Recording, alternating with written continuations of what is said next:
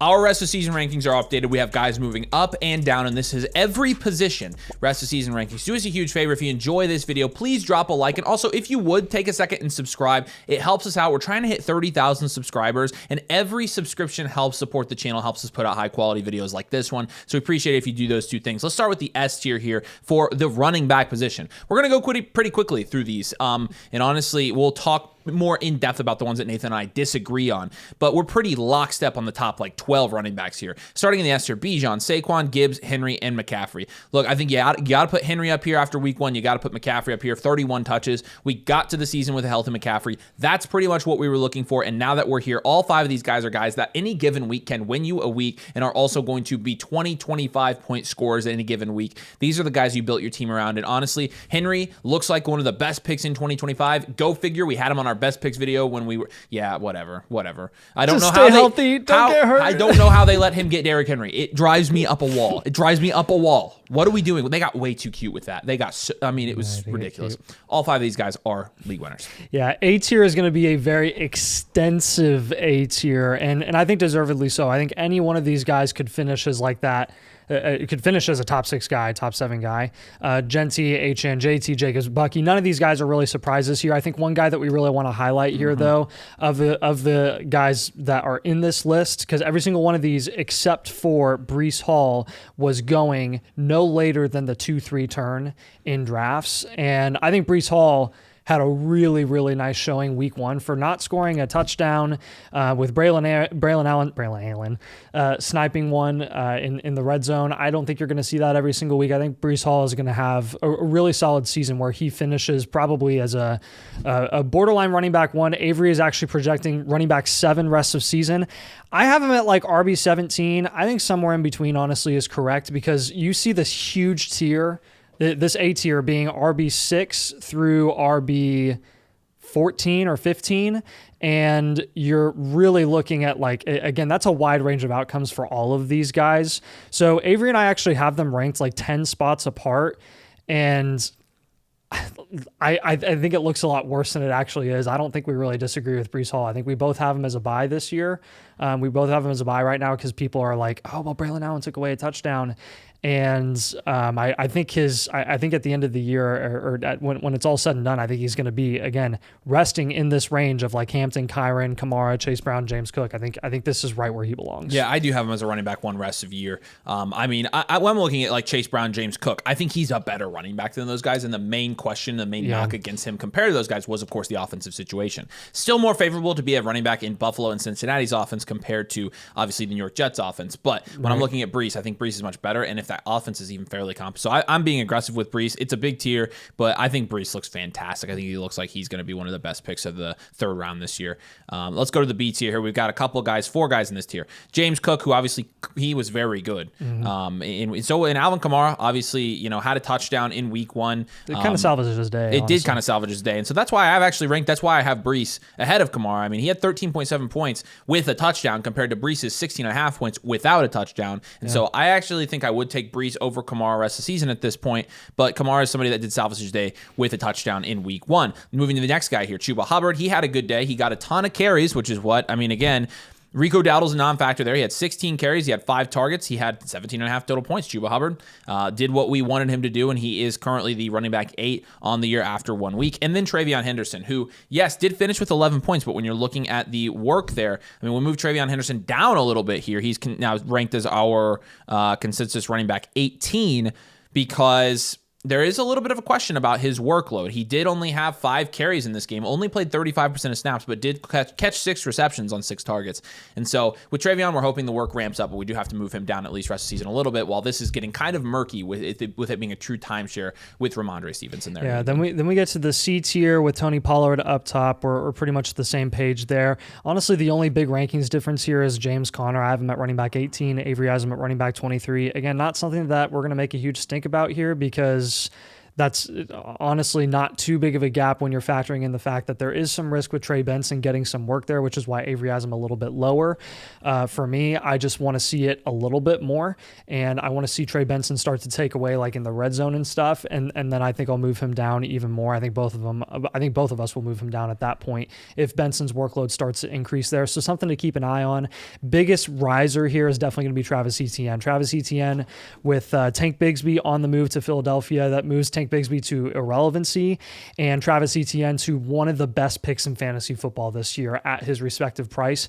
Again, it was kind of a coin flip toss up between three guys like Tootin, Tank Bigsby, Etienne. You choose the guy that you want to invest in and see who's going to pay off. Etienne ended up being the guy there. He had a great week 1 performance. I do think kind of eyes on, we want to keep our eyes on Bashul Tootin this entire season, see if he can start getting more usage. But LaQuint Allen was getting touches before Bashul Tootin was in week 1, so he's going to have to work his way up the depth chart.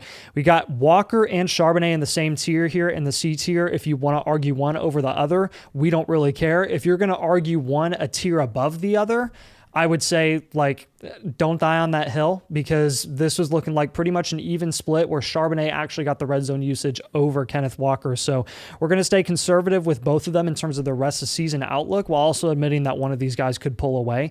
Javonte Williams, another big riser. That'll be interesting to see if he can continue his really solid red zone usage and goal line touches that he was getting. It looks like no one else is going to be contending with him for the bulk of the carries there. And then Krosky Merritt. I mean, the C tier is the special tier because it's all the big risers tier. Yep. Guys that we don't really know if they have elite upside necessarily, but they have running back 1 upside in their respective offense. Not top 12 running back upside we're saying yet, but guys that are the lead backs in their offense where there's not really any question outside of Walker and Charbonnet. Yeah, so. I'm very high on JCM as well, so I'm all in on this price for JCM in the C tier.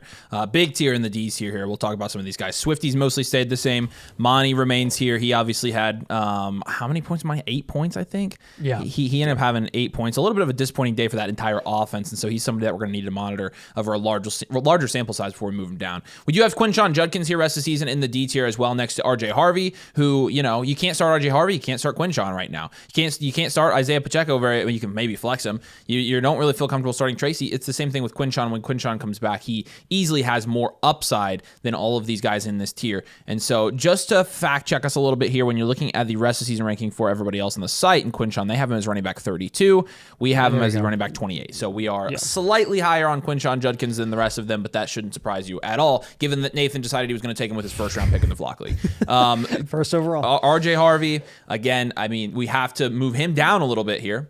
And Nathan moved him down further than I did, but I mean, honestly, I don't blame him. The snap share was not good for RJ Harvey, and so we had to move him down. Yeah, Pacheco moves. Go ahead. If it weren't for that 50-yard run, he would have had 2 points. A 2-pointer. Yep. Isaiah Pacheco, obviously, we move him down. He's our running back 30 now. We are still a little bit split. Nathan moved him down to running back 35. I moved him to running back 28. Either way, not looking good for where you drafted Pacheco. Nope. I am not going to overreact after 1 week, but after 2 weeks, if I see it, that's when I tend to start making like big rankings moves. Yep. I guess the exception being Breece Hall, which, by the way, and ETN and Krosky Merritt and Javonte, like there are a lot of movers this week, and there should have been. The difference there is those were guys that we didn't expect to have a role, and they did. Isaiah Pacheco was a guy that we expected to have a role, and he didn't have. Those were pending backfields. They were, so, and the Chiefs really shouldn't have been, but it actually kind of was at the end of the day. Tyrone Tracy, we're gonna have to keep an eye on. He obviously had a slow week. J.K. Dobbins had a decent week actually. Mm-hmm. Yeah, he had 16 points. It's just still murky there with J.K. Yep. But the running back 14, he just had 53% of his snaps. So honestly, if you want to, I mean, J.K. Dobbins, if you wanted to put him in the C tier, I'd be like, oh, I could see that. This is why we were leaning week 1 start Dobbins over Harvey. We figured he'd have a stronger start to the season than Harvey would, and then we'll kind of reevaluate later. Aaron Jones kind of salvaged his day with a touchdown. He got out-touched by the guy next to him, Jordan Mason. And again, I do not, and Nathan and I both have these guys at back-to-back 33-34 and 32-33. I just don't want to make the decision of who I want to start out of that backfield every week. And you're going to have to, and it sucks. That's why I didn't draft it. I have 0 shares of both of them because I did not want to decide. I knew it would be like this. Jordan Mason got twice the carries Aaron Jones did, and Aaron Jones scored twice the points that Jordan Mason did. Good luck. I would die deciding. And then Cam Scatterbo. I'm obviously going to move Cam Scatterbo down here into the F tier. I'll let you start with him. Yeah. So Scatterbo is going to be very interesting, I think, for the rest of the year, as Tyron Tracy had a really slow start to the season.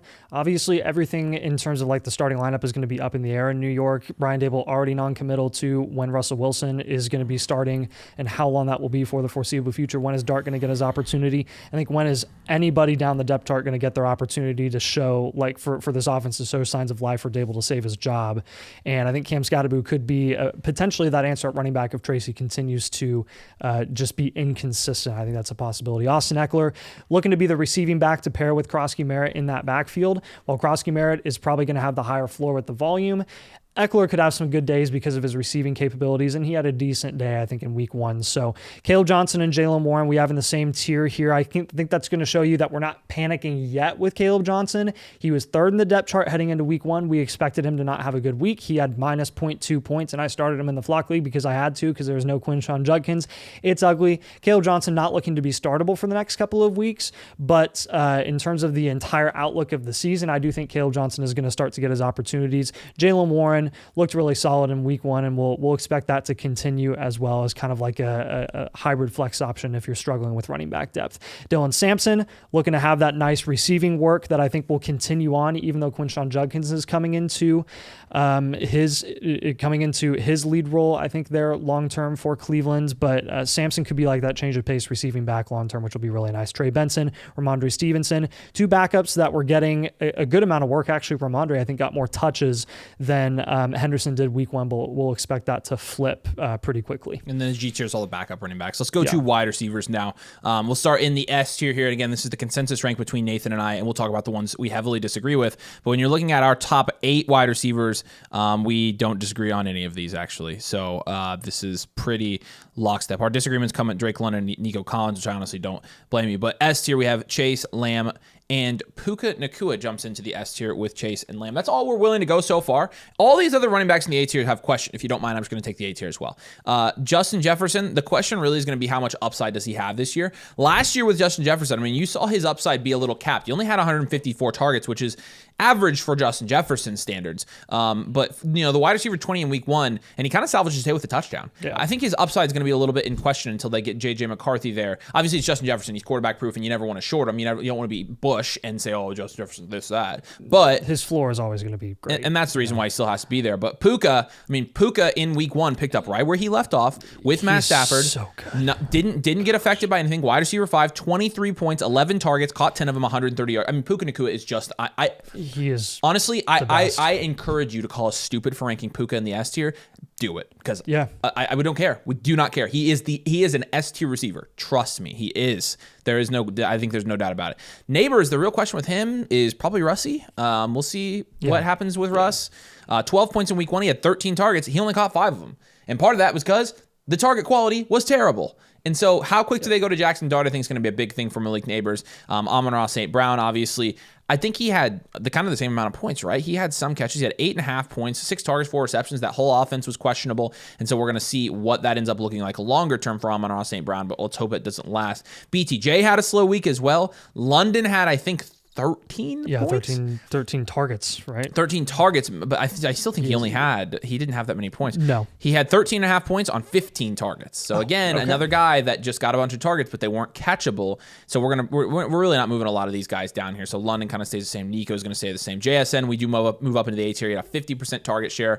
In terms of his utilization, he didn't play in the slot. He was playing outside, and he was absolutely dominating. He had 13 targets, 9 receptions, 124 yards, 0 touchdowns, and had 20 points. He's the wide receiver 11 after the first week, and we're moving him into the A tier because he deserves it. He looks like he's going to eat there this year. All right, so B tier here, we are going to start with A.J. Brown. We're not panicking about A.J. Brown right now. This was an unfortunate start for him, and we're not going to move him down our rankings too much until we see a little bit more on how that offense is going to operate for the rest of the season. But again, no surprises really here. Ladd, T. Higgins. We did move up Garrett Wilson actually quite a bit. Interestingly enough, I have him in the flock league. I have him ranked at wide receiver 15. Avery moved him all the way up to wide receiver 12, which I have no issue with whatsoever. The target volume is not going to stop. Excuse me. You're so excited about it. With Garrett Wilson, and Justin Fields is going to be just fine for him. He's first read and run. Garrett Wilson, when you're the first read the entire game all the time, that's fine. So Marvin Harrison also looked pretty solid with only like 6 targets. He still had 18 points because of a touchdown. He's more of like a big play guy. That was nice to see. And then Cortland Sutton kind of continuing his streak from the latter half of last season. We're pretty encouraged about that to see him continue his run. I think he's going to really solidify himself as a high-end wide receiver 2, low-end wide receiver 1. All right, the C tier is the monster tier here. Yep. There's a couple guys we disagree on a lot. So Devontae Adams, we're going to keep the same. I know obviously some people are freaking out about Adams, but we are not. He had 9 points and played 90% of snaps, 8 targets, only caught 4 of them. He's going to have weeks where he has touchdowns. I wouldn't worry about this. I do think he has a little bit lower upside than some of the guys in this range. T-Mac, obviously, he in his first week had 11 points, but he did have 9 targets. Just a matter of bringing those in. Yep. It's about what we expected for week 1 for a rookie, and so we still believe in his upside rest of the season a lot. Mike Evans, by Mike Evans standards, it was a really weird game because usually he has either 5 points or 25 points, and he had 10, so it was like, oh, that's weird. But he still is definitely going to have a role. Terry McLaurin was slow. We're going to keep him up here until, he's going to start slow. He didn't play in the preseason, and he didn't play in training camp. DK Metcalf had enough targets, but only ended up, I think, with like 11 points this week. And so Metcalf is somebody that I think, we feel about the same about right now. He had 12 points in his first week. Tyreek Hill, we had to move down. And honestly, Tyreek Hill, again, we haven't been in on Tyreek Hill this entire offseason. And he ends against Indianapolis with 8 points. It was a good matchup. He only played 63% of snaps. He was visibly upset on the sideline. I really do think with the Dolphins' time with Tyreek, I really do think it's over. Do you think they trade him? They could. What if the Chiefs traded for him? That would be sick. That would be sick. That would be awesome. Travis Hunter, he had 9 points in his first week. He had a ton of targets. He just didn't have a ton of yards. I think that's his floor. Devonta Smith, kind of the same thing. Devonta Smith has your 5-point games. He has your 18-point games, so we're not going to move him. We move Emeka Egbuka way up, though. We have him at wide receivers 23 and 26 respectively, and so he's in this tier. He could be as high as wide receiver 17, and we'd be okay with it. Obviously, we're being aggressive with ranking Egbuka here, and definitely think rest of the season he looks pretty good. Flowers had a good game in week 1, and really we had to move him up because of the uncertainty with some of the guys behind him. But he does remain. He's moved up to a low-end wide receiver 2 range now for us, which we had him as a wide receiver 3 ranked preseason. And again, that is just kind of going with the ebbs and flows of the wide receivers below him, but definitely looked good in week 1, and you got a ceiling game from Zay Flowers, which again, we knew was possible, but it's just a matter of how consistently does he do that. That's the question. Rome Odunze had 9 targets. He was the leading target getter in week 1. 15 points, obviously had a late touchdown, but honestly, he looks like the number 1 guy there, which is what we suspected. It's just a matter of what his ceiling is in terms of passing volume and overall fantasy production there. Top of the D tier is going to be Jamison Williams. Guys, any given week, it will be Jamison Williams or Sam Laporta. This week, it was Sam Laporta and not J-Mo. You're going to have those boom-bust weeks with Jamison Williams. That's what you signed up for if you drafted him. Chris Olave had 13 targets this week. Again, it's a bad offense, so ceiling might be capped, but floor is going to be so high because of that consistent volume when nobody else is really behind him. Xavier Worthy, we did have to move down our rankings a good amount because he's just going to be banged up, even though he's expected to come back and play with a brace. His status in week 2 is going to be up in the air. He's day-to-day right now, but if he goes out there and tries to play, we just don't really know what that's going to look like in terms of his opportunity. Will he miss a little explosiveness? The physicality obviously might not be there because he's got a bad shoulder. So this is something that's going to be lingering, I think, for a while. Calvin Ridley had an okay week. I think he ended up actually salvaging his day in what was just kind of a gross matchup against Denver. Yeah, 6 points was better than Aguse. He had 8 targets, so we'll expect that to get better as he continues to develop chemistry with Cam Ward. George Pickens, another slow day. This is classic George Pickens, very similar to J-Mo, kind of boom bust any given week. DJ Moore did have significantly less target volume than Rome Odunze did, which is why we're going to have him a tier below. I think we kind of learned who might be the top option there for the rest of the season. I think it's going to be Rome Odunze. We could be wrong. Maybe we were calling that shot too early after week 1, but I think week 1 was a nice indication. Jordan Addison and Rashee Rice have to be in this tier because they are missing time respectively, but once they come back, they both have a pretty good avenue to be productive and have some solid weeks. And then Deebo Samuel, probably the biggest riser, I think, for both of us this week at wide receiver. He looked really, really good, and I think he's a guy that you're pretty comfortable flexing here on out. Yeah, and one note on that is as we get closer to Rashee Rice returning, he's going to continue to climb up these ranks as the opportunity cost of investing in him is not as high with the amount of games missed. F tier. Keon Coleman's a big riser for us. Ooh. Oh, man. You could honestly put Keon Coleman and Ricky Pearsall in the D tier, and I'd be cool with it. Yeah, I'm fine with that. So let's start the F tier with Jacoby. Yeah. So it's a big D tier too. But F tier, Jacoby Myers, obviously, I mean, playing with Geno, much better quarterback situation. And Jacoby Myers in week 1 was Jacoby Myers. I mean, I honestly was kind of just shorting Jacoby Myers this year, and I honestly think I'm kind of a stupid, huge idiot for it because he's wide receiver 15 after 1 week, he had 10 targets even with Brock Bowers. It's such a better quarterback situation. I don't know what the frick I was thinking. Michael Pittman, guy I drafted in the Flock League in the 9th round because I believed that he could have a role here and could be productive. He had a history of being productive as a fantasy wide receiver. He's not playing with a broken back anymore. And in week 1, he's one of the biggest risers for us. We move him up. He's going to be a flex option. I will be flexing him in the Flock League this week against Mason. Jalen Waddle didn't do anything. Went to the tent at one point, came back out. He had 7 points. That's what Jalen Waddle does. I don't see the light with the wide receivers there in that room. And then Jerry Jeudy also in this tier. And Jeudy, what did he end up doing in week 1? Yeah, I think he had he had 11 points. 11 point day. So not bad. Okay. 8 targets though, which is encouraging. I could see Jeudy. I mean, Tillman just had the touchdown. Yeah. So this D tier and F tier, like honestly, these guys are all very close. It's very hard to find a place to split these guys up. Yep. But I'll just go ahead and do the G tier real quick. The main guys we probably should talk about. I do have Jeudy a little bit higher than you, which is what I figured based on our ranking. In the only guy we really disagree on a lot in the G tier is Mooney, which you have Mooney ranked higher, which doesn't surprise me at all, and I don't really care about. You moved Diggs down quite a bit. He had 11 points. I thought he was serviceable, but I don't really care this low. A 6-spot difference doesn't matter to me. So you have Golden. Right. Obviously, I have Matthew Golden in the Flock League. I didn't love his utilization, but he's going to be a guy that if you have the roster to do it, you can stash him and maybe hope that he comes on later in the season as he develops. Yep. Darnell Mooney, as I said, he's a buy right now in fantasy football.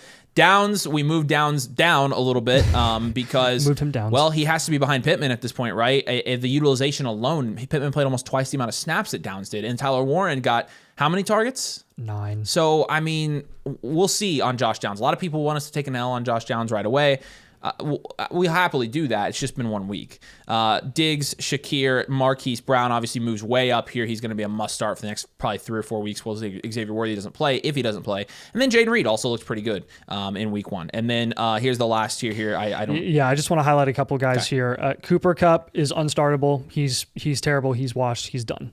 Keyshawn Boutte is now, he went from unrankable and undraftable to like a relevant guy, big waiver pickup. And in the Flock League, he actually went for like $21 to Zach's team. So that'll be interesting to monitor. Rashid Shaheed, interestingly enough, Avery and I have him like 15 spots apart. I have him a lot lower than you do. Can I sell you on him? Shaheed had a 9 target day, and I think he was on the field like just as much as Olave was for that whole so game. 85% snap share on 9 targets, but Spencer Rattler threw the ball 46 times. It's a Kellen Moore offense, so there's going to be a ton of volume there. And Juwan Johnson even had 10 targets. I just think that Shaheed's going to get a ton of targets, and so I think that's why I'm being a little bit more aggressive, ranking him at 48 for me. So. Yeah. And for me, I just want to see a little bit more before I bet on one of the worst offenses in the NFL, the second option there. So then the rest of the guys here, Keenan Allen, Bateman, Tillman, Burden, and then Dante Thornton up last. None of these guys are really looking to be comfortably flexed anytime soon. Okay, tight ends. We'll go through tight ends and quarterbacks here. I'll take tight ends. I'll let you take quarterbacks. Okay. With Brock Bowers and Terry McBride, they're both in the S tier. Obviously, Bowers had a good week. We're looking at an injury, but it looks like he's going to be fine. McBride in week 1, I can't remember how many points McBride had. He had a solid day. Flew under the radar. He had 12 points, but he had 9 targets. He just only had 61 yards. He didn't have a touchdown. So solid for Trey McBride, but you definitely want more than 12 points on a week-to-week basis where you drafted him. Laporta as the tight end 3 right now, I feel pretty good about it. Him and Warren are right there back to back for us. Yeah. With Laporta, I mean, he had 9 targets. In a day where a lot of the Lions offensive guys really didn't have a good day, Laporta actually had a good day here.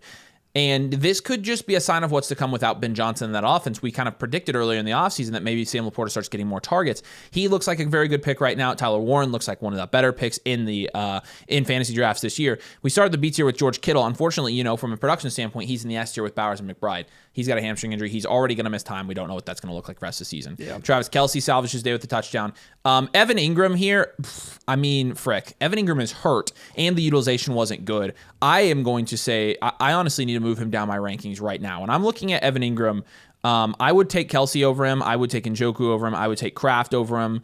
I would not take Hawkinson. I would not take Andrews. So he's probably in that tier with Ingram, Hawkinson, Andrews, Goddard. And then you're talking about Pitts and Kincaid being the guys that can jump him there.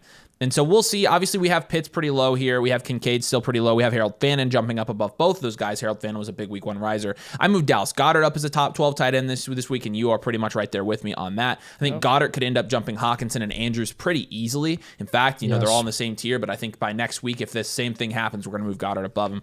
And look, tight end, tight end it's really hard to figure out after 1 week, so we're just going to wait and see. We haven't made a ton of changes. Main changes are Kittle moving down. I've got to move Ingram down. So honestly, if we could put Ingram in the C tier for this, I feel more comfortable with him there. He's injured, so I mean, I don't know what else we can do about that. But other than that, I think we'll be pretty good to go with the rest of these tight end rankings this week. Yeah, and then QB, nothing super surprising up top. You got all your rushing guys in the S and A tier. Allen and Lamar are just a level above everybody else. So we've got Daniels and Hurts in the A tier here.